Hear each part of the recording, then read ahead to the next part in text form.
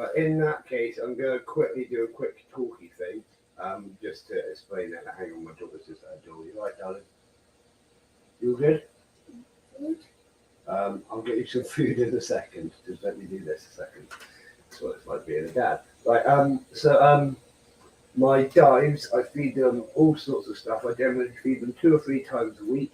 If I'm doing wax worms, it's between 50 to 100 wax worms scattered all around the tank. If I'm doing roaches, it's like 10 roaches.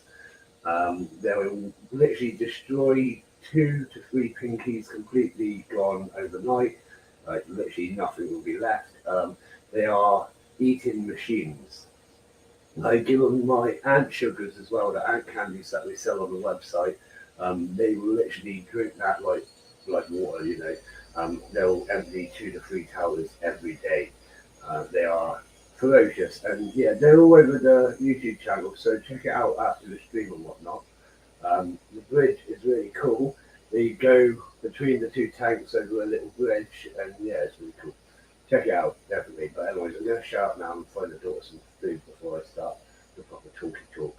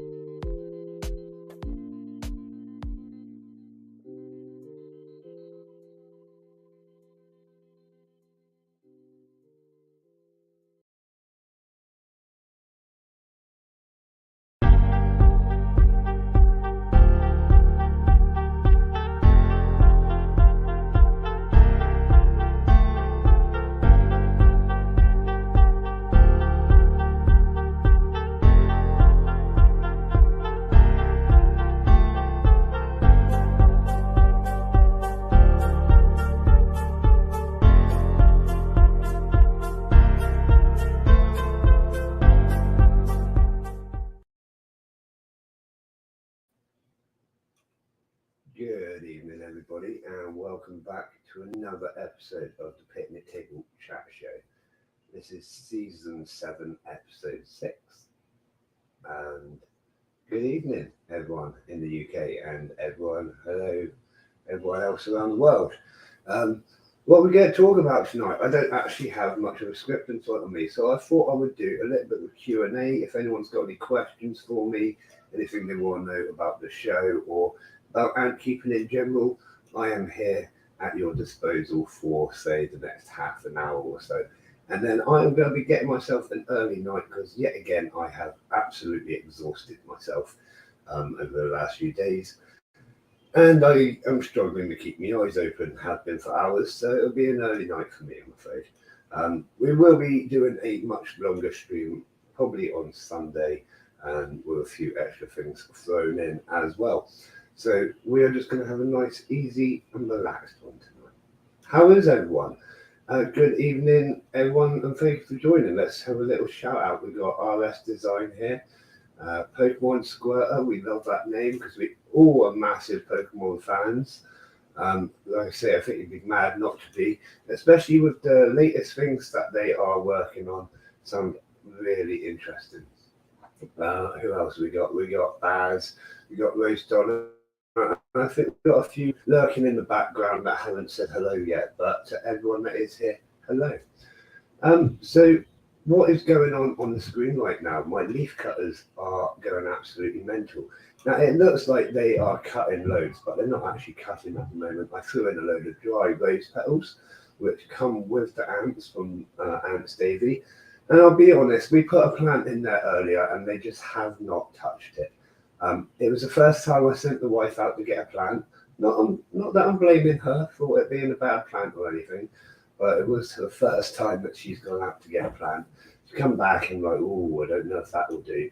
And yeah, they haven't actually touched it. So for the benefit of the stream, I've thrown in some of the dry rose petals. Good evening. I nearly said afternoon. Good evening. Thanks for joining. So yeah, they are currently just bringing in dry rose petals. They go absolutely nuts for them whenever you put them in, probably because they're so easy and they don't have to be cut. They literally just go grab them and bring them in. Like at the start of the stream, if you go back at the end, like there's literally nothing. It's just a grey fungus where they haven't been cut in all day. And then, well, you can see it now. It's pretty pink looking from the rose petals, which I think is really cool. It doesn't actually have much nutrition value sort of thing. It doesn't do a lot for the fungus, not like fresh leaf would. Fresh leaf actually gives it humidity and everything as well. So it's not, you can't feed them off dry leaves all the time, but it is always beneficial. I think I might be invaded by my daughter in a minute, just a warning to everyone listening. Today I bought a I'm not even going to try and pronounce that. VMAX Gold Secret Rare. It's from Shining Fates. I've never heard of that. Never heard of it. Any advice for Dolly? Oh, awesome. Right, so for Dolly, are quite easy as long as you keep up their protein intake, basically. They've got quite high protein needs. I think do I have the care sheet up there? I'm well behind on uploading my care sheets, to be honest, but I have got them all here that I can send out and whatnot. So don't worry about that.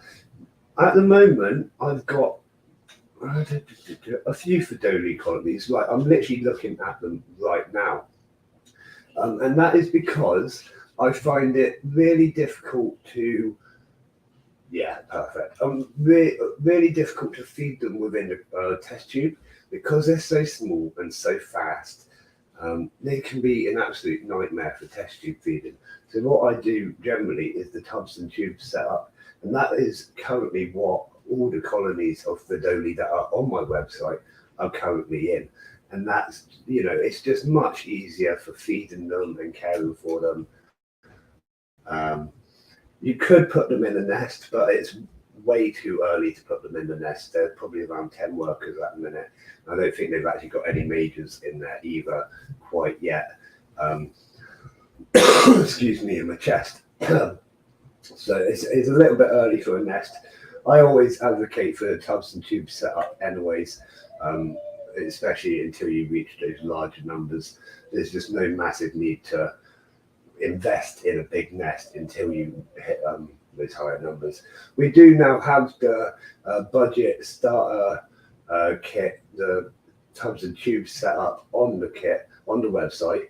I'll be honest, it's not anything like expensive or fancy. It is literally just a tub that I've cut a hole in and things like that. But you're mainly paying for the sugars, the barrier, the care guide, and things like that. But it comes with the sand and stuff, so it's the full setup. It's everything you need basically. Like I say, it comes with the sugars, comes with the barrier to go around the outside, comes with the sand to go in the tub, and it's not a bad looking thing.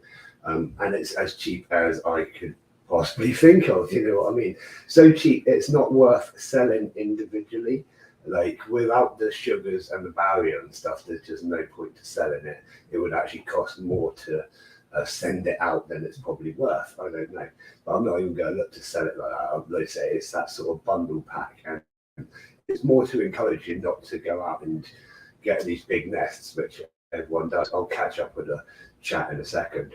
But generally Fedoli are quite good as long as you keep them warm, as long as you keep their protein up, keep feeding them lots of killed bugs, pre-killed bugs, and they'll be fine. You know, they do like their sugars. They are very, very small ants, so do their sugars on a cotton wool ball to stop any drowning. Don't even worry about towers with them because there's no point.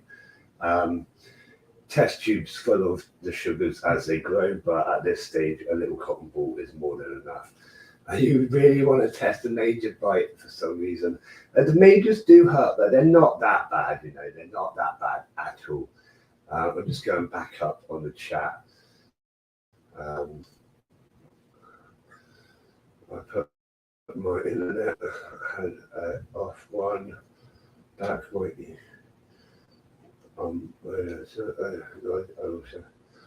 It's such a pain for feeding. Would you say, Baz, that you struggle to feed them you'll need a lot to fill, yeah, you need a hell of a lot to fill a 6-chamber nest. But they will reach that point, you know, fairly fast because they do expand really fast when they just get going. And then put the sand and dirt in there too. See, if you get the 6-chamber nest and open it up, fill it with sand so that it's just one chamber open, then they will excavate the rest of the sand themselves without that risk of creating mold in the empty chambers and things like that. Still have mealworms, perfect. Lasius don't really like them. Yeah, waxworms I work a little bit better for Lasius, I suppose. They can be a little bit picky, I find, and it's really weird. If you chuck them in with springtails, they're one of the only ants which will go out and grab the springtails. I'm getting my first answer. Yeah, I can't wait to give them to you, Russ. They say we'll just wait for the temperature to come up slightly, probably this weekend. By the looks of it, but I need to look around the rest of the country because looking out my window, it's quite mild here, but we don't get snow or anything on my island, you know. But I'm sure if we went over the hills a little bit, it might be a little bit more white, possibly. I'm not sure. I haven't even looked to the other side of Dorchester. Do waxworms come with big heads? Waxworms don't really have heads, they're more like maggots. Hey, PJ Ants, thanks for coming in, buddy. Yeah, waxworms are more sort of like large maggots. They don't really have a distinctive head end. I mean, you can tell the difference, but it's not like a big head. You know what I mean? Chopped up mealworm, and I had to move them because it went so. Yeah, see, they probably are eating so little still as well. It's kind of hard to chop a mealworm small enough. Even a waxworm, I tend to find a lot of the waxworm will go to waste until they're sort of those larger numbers. Sort of like 300 Lasius nigers will probably devour half a waxworm. But if you're putting in a whole one, you're going to find remains still. But yeah, I find it was actually really impressive when my Lasius niger colony first started doing that. Good evening, Roger. Thanks for coming in, buddy. When my Lasius niger first started, like you put in the waxworm, you go to take out the remains, and there's nothing on the tinfoil. It was like, that's pretty cool. That's pretty cool. So yeah, that was like a really impressive day for us when that happened with our first Lasius niger colony. Oh, when was that? Many years ago. Many years ago. They only like the honey and waxworms. That's just picky Lasius niger, typical. And the honey throws. Yeah, it does do that. If it gets to a set temperature, all you gotta do is like keep it in your hands long enough, and it will gently warm it up. But it does do that. I tend to find if you got it right, like if it's touching the back of the fridge, occasionally it will get too cold, or obviously if you put it in the freezer. Why think you did it have my best night? Picky and stubborn. Yeah, Lasius are just the most stubborn ants. They're really easy. I was explaining this to someone literally today, actually, that he's waiting for them to move from one test tube to another in the tubs and tubes setup. And I said, like, they're a great species because they're sort of so hardy. They're not that bothered by the light. They're not that bothered by much, to be honest, but that's what makes them annoyingly difficult to move as well, because they're just not bothered enough to move. So trying to explain that to someone earlier, he just started laughing at me basically. Yeah. Let us know how many you've got now. I mean, it's still a bit early in the year, but they're starting to wake up, speed up a little bit. The colony I was looking at earlier, the guy I was talking to, I gave them all back in probably September time, maybe August actually, because I was in a shirt or a t-shirt. Might have been August, might have been September. But we gave them those ants, might have even been before that actually, when it was really hot. Gave them those ants, and they did really well throughout the summer. He got them up to about 15-20 workers, which is a good number for the first year, like freshly caught ant, And obviously they've slowed down over the winter period. And now looking at them just the other day, or to yesterday and today, they are starting to grow again. The broods move in, the distinct growth, what I mean, which is really nice. Tom, you on Halin. What is Halin? I'm going to say I'm possibly not, because I have no idea what it is. Is it a game? I have no idea. It took mine a good 4 months to move from a desert toy test. Yeah, I've had that. In fact, I've had some longer than that, and literally, like, it just does your head in, and you want to tap them out, but I just don't like doing that. It's just, too unnatural for me. I don't know. They're doing their thing. Halin Island. Tom, am I on Halin Island? Oh, right. I'm on Portland, the island of Portland, if that's what you mean. I've never heard of Halin Island. I'm not even sure what it is. But I live on the little island of Portland, just off the south coast of the UK. It's beautiful, it's lovely, and it's damn windy. Ants on the rock. Do I ship? I do ship to the US. We don't ship ants because of your state laws, but we do ship to the US other products. There is obviously a delivery charge, but if you go over a certain amount, then it's a free delivery again. Good evening, Pennsylvania ants. Thank you for coming in. Portsmouth. Okay. No, I'm not on that one, buddy. But no, I didn't know there was an island near Portsmouth. There's so many weird little islands. Goodbye, Pokemon Squatter. Thanks for coming in, buddy. It was very cool of you. There's so many little islands, isn't there? But they're all very cool. Like, so my island is basically just a big rock. So that's how we got our name. It is Ants on the Rock because I live on a big rock and I've got lots of ants. So that's pretty much the long and short of it. Is that the long and short? That's the story behind my name. Quite boring, really. And that's really good. 20 to 25 ants, and the gas is massive. That, it's that time where she's starting to fatten up, ready for the next batch of laying, I suppose. Ant-Man in Portland. That is literally what they're starting to call me. It's really cool because it's like, yeah, no problem. I shall catch it up with you again soon, buddy. Very soon, and I'll send you some stuff in the email as well when you make that purchase, and you know what I mean. Pranks are coming in 3 minutes to pick up the dog. Thomas will message you in. Yeah, all right, Rose Dollar, no worries. Thank you for coming in as well. You're absolutely spectacular. What was I saying? Yeah, the Ant-Man and Paul. There's a green leaf. Someone actually cut a bit of plant. He got a bit carried away, I expect. Like, everyone else has got a leaf. I need a leaf. Where's the leaf? There's a leaf, and he's cut the leaf, and he's the only one with a green leaf, and he feels kind of out of place now, and that's why he's hiding up there. But he's got himself a leaf. He's a happy man.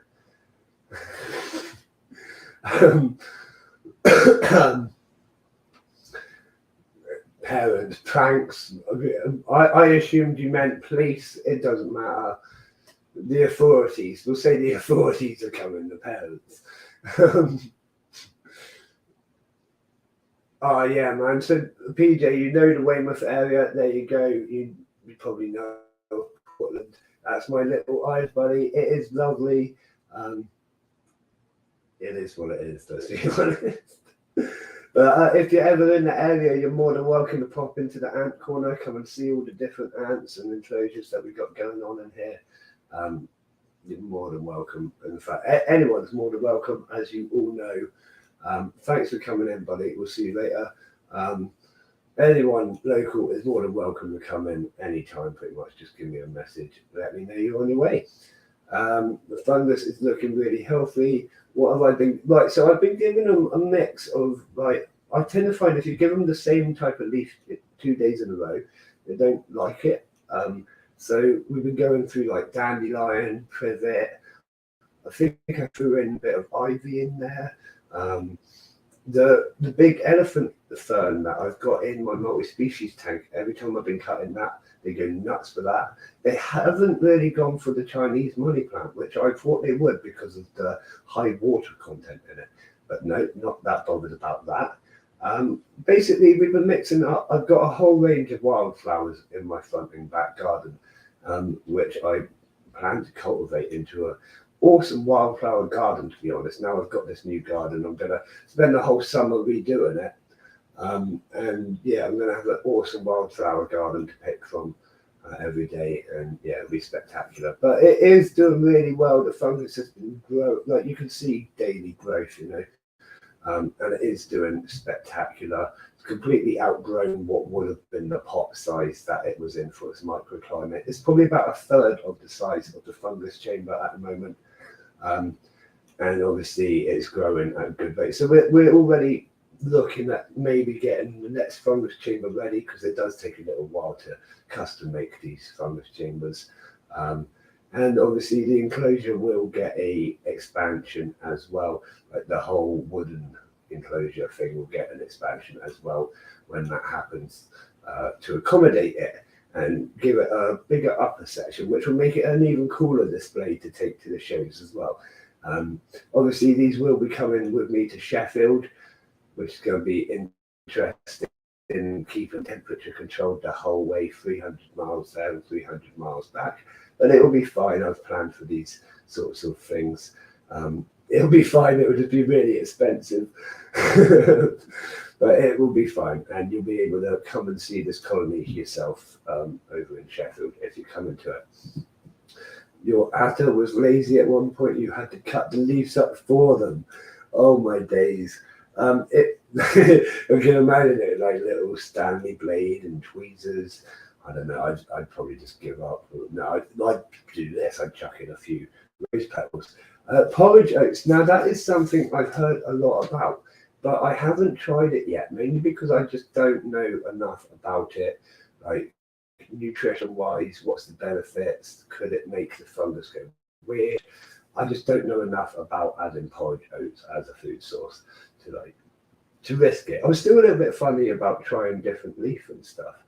I always try and I like the ones I know, and I know that they know. I don't know. They're just so sensitive and so expensive. I don't want to mess it up by something stupid like a rogue porridge oat that's not good. I don't know. If you give a ready break, is that the same as porridge oats? Probably not. It's covered in salt. So I don't know. You know what I mean? These sorts of things. I mean, you probably go and get fresh porridge oats, but I don't know. I'm not one to take risks. I never am. I'm just, what's the word? I don't know. I'm overly careful. It's just the way I am. I'm on a bus with leaf cutters in the back. Oh, mate, Baz, there's not just going to be leaf cutters in the back. We're going to have the Asian bullet ants, and there's going to be hundreds of colonies of ants in the ant bus when we're there. And we're going to be driving like halfway across the country with hundreds of colonies of ants in the great ant bus, and it's going to be spectacular. I'm thinking we might even put the banner up across the back of the ant bus. Why not, and it'll be awesome. And we get like a bubble machine or something coming out the back of it. I don't know. I don't know. It's going to be awesome. I can't wait. The ant bus is going to be fun. The exhibition is going to be fun. And then the ant bus back, I expect we're all going to be asleep. I just hope the driver will be all right. I'm sure he will. Was funny at the time I ended 3D printing a leaf holder stand. Right, yeah. Right, so that's one thing. My leaves, right? So I got originally I was poking them into gravel, and they started carrying the bits of gravel into the fungus chamber. And I was like, oh my god, that's not what I want. So I stopped using gravel, and then I cut out a piece of sponge that fits inside of a plastic cup, basically. And it works really well. I shove in the branches in there. They've only gone and excavated bloody tunnels into the sponge. Right, so there's bits of sponge in the fungus, which is slightly annoying. But there's like literally tunnels all around the sponge that like every time I go to get the remains of the leaves out, I have to like try and get all these ants out. It's so hard. Like the plant I put in there the other day, there was probably about half of it left when I took it out. I like the good fresh leaf, even if there's leaf left, mainly because the speed of the way the sap degrades. The minute you cut or pull that plant, the sap within the leaf starts to degrade. Now, when they're in the wild, they would be cutting leaves straight from the plant, which is still in roots, so they would be getting that high quality sap all the time.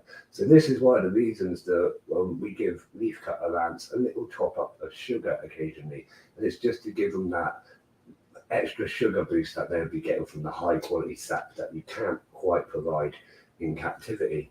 And obviously after a couple of days of that, the sap has degraded to a point where I feel it's time to give them some fresh leaf again and better sap, so I do tend to take the leaf out after probably 2 days maximum, and it's always absolutely covered in ants, and it's a nightmare. Luckily they are quite hard. You can like pick them up and throw them back in, and they're quite what's the word, they're fine about that.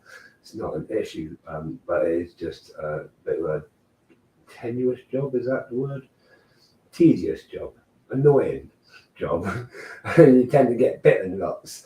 But like I said, I'd rather be bitten by 100 or so of these than stung by one Myrmecoruber, strictly because Myrmecoruber is so itchy and annoying when you get stung, whereas this is like, you don't even notice it sometimes unless it's like in a joint or under the nail or something.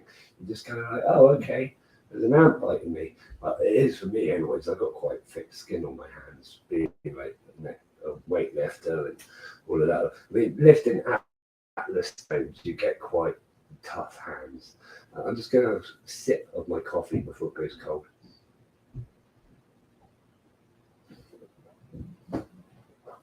They are interesting to watch, Russ. They are one of the most interesting ant species to watch long term.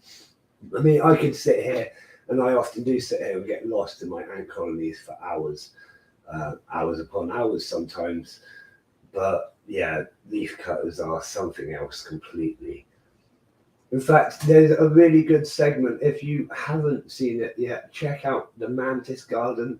He's got a YouTube channel, and he's been doing a couple of, he's started a new series about ants, and it's actually been really good. I enjoyed his video on it today. Really loads of information in there, great video. And he does a little section about leafcutter ants, which was really interesting. Yeah, you're about to say my tough hands won't feel nothing. That's it. Tough hands, like you. Yeah, I've got shovels for hands. I don't know if anyone knows that as well. My hands are ridiculously big. Like I've got large feet, large hands, and I'm only 5'10" or something like that. How weird is that? Well, I used to be 6 foot until I started weightlifting. And it's probably something to do with like carrying 200 and something odd kilogram on my back and running down the track with it quite often. That would probably do it. Handy if I get snow. Yeah, that's the thing. Well, we won't get snow. When we do, it's just rubbish slush. But it is handy if we have a flood, right? Everyone always says to go jump in my shoes and use them like a canoe. Thank you, everyone. So when I was 16, it's not the length of my feet, it's more the width. So I'm making that clear now. When I was 16 years old, my birthday was on the 16th of August. I was turning 16 and I had size 16 feet. I was wearing size 16 shoes at the time just to accommodate the width of my toes. Now it was always handy playing rugby because I could get some really good grip in there, but large feet and just hard to get shoes and very annoying. Next town, I was going to say, Baz, are you all covered in snow? I saw, because I actually, where I used to live in Oakhampton, I actually follow a few of the groups and things like that still.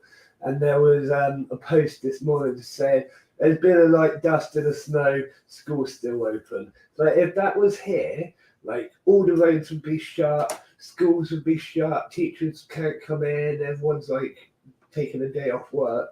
Back when I lived on Dartmoor, they were like, no, school's open, they're just not sending a bus for you and you're going to have to walk down a like 90-degree hill or whatever. Like, oh, okay, I'll see you there in a couple of hours then with a broken arm. But we did it. We never, like, well, no, a lot of us, I think it did. I think we got there about lunchtime once and they pretty much just said, oh yeah, school's closing now, you can go home. So, all right, we'll see you later then. Bye. Back off we go up into Dartmoor. I lived like right on Dartmoor. You had to actually go over the cattle grids to get to my house.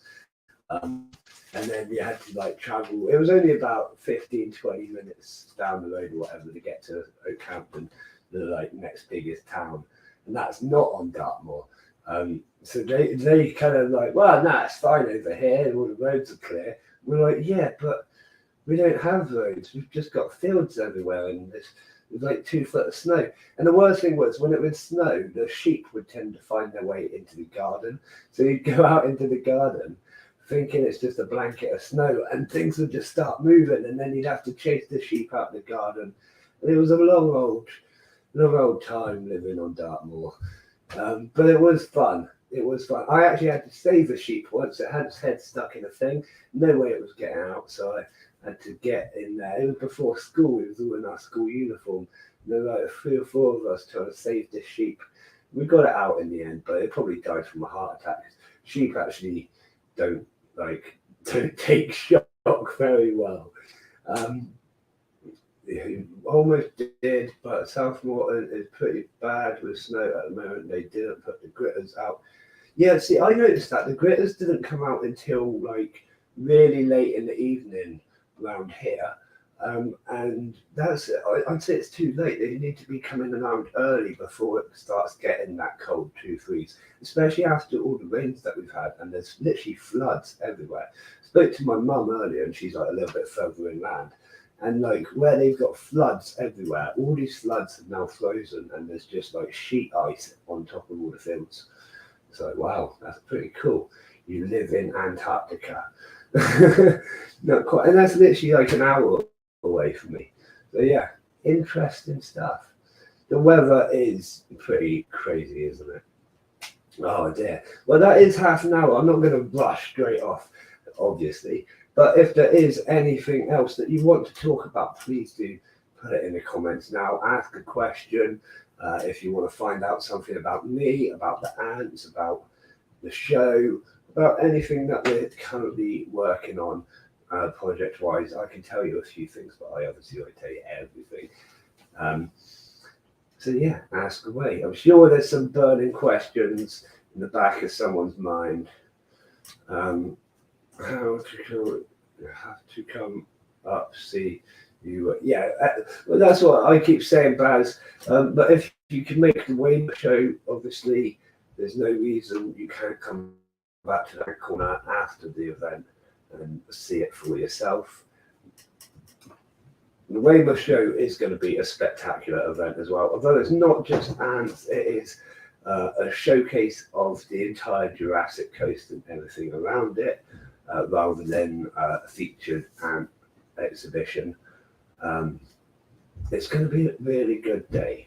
Like I say, we've got the full backing from the local council, my local council, and they're really behind making an awesome show, annual event, and yeah, it's going to be good. Again, lots of hard work. We've got 3 shows this year, so lots of work going into organisation of all of that.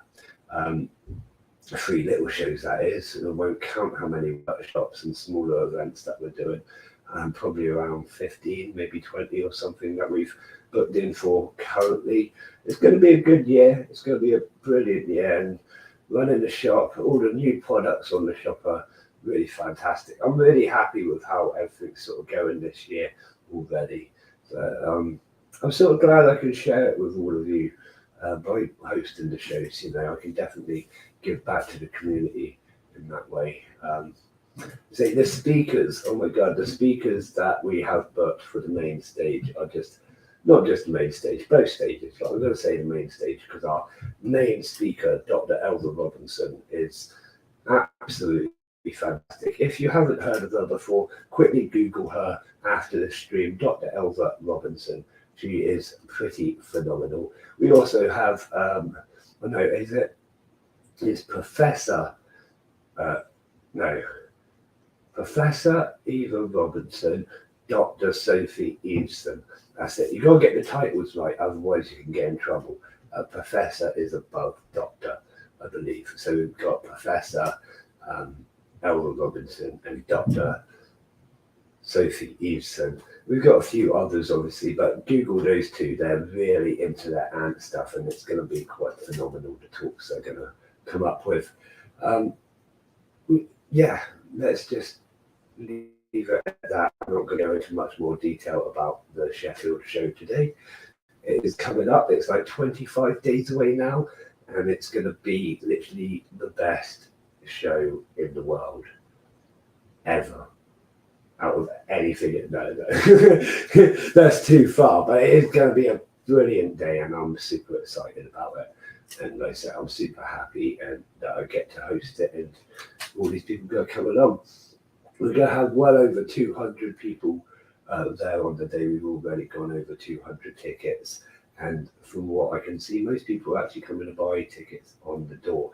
So we could reach high hundreds of guests, which is actually phenomenal. To share our hobby with that many people is really what I want to do. You know, it's the whole goal of it. Showcase the newest, the coolest, the bestest. Like, you know, it's going to get there. Bristol's starting to look amazing as well. We've got a minimum of 5 ant shops coming to Bristol at this point, which is a nice number, a little bit of a boost. As always, like I say, I'm just drawing them in and building it bigger. And that's the point. Eventually we'll have every awesome ant shop in the UK coming, and possibly from far and wide as well. I won't go into details of that. But yeah, we'll have a nice big range of all the different ant shops. And it'll be phenomenal. Yeah. The Weymouth show, I'll definitely be there, man. Just go and get some tickets sorted. Yeah, no problem, guys. You know that. No rush. But right, I am going to call it a night there. Thank you all very, very much for joining me for another stream. Please do join me again on Sunday, where I'll be coming here, chatting to you. I've got a few things lined up and planned for the evening to make it a good one and stop you from getting bored of me just chatting rubbish all the time. So a massive thank you to all of our sponsors, Answer Us and Valhalla Martial Arts. Absolutely amazing onward support into the new year. Massive thank you to our Patreon supporters, and a massive thank you to all of you viewers as well, because it is really you that we do it for. But I'm going to love you and leave you. I'm going to hit the sack and hopefully get an early night. So as always from me, I'll see you again soon, Ant fans. Good night.